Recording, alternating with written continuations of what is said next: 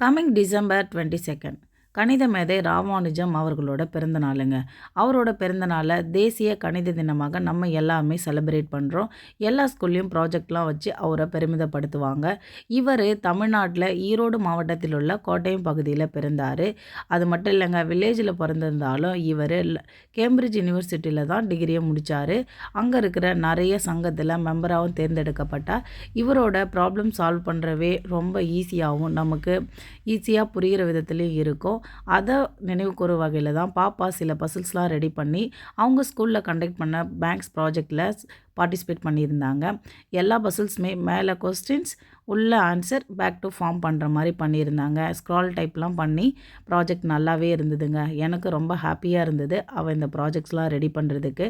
இதுக்கு என்னோடய சப்போர்ட் அவள் கேட்கவே இல்லை. நைட்டு 11:30 வரைக்கும் உட்காந்து பாப்பா ப்ராஜெக்ட் பண்ணிகிட்டு இருந்தாங்க. இதுதாங்க அதோட ஃபைனல் லுக்.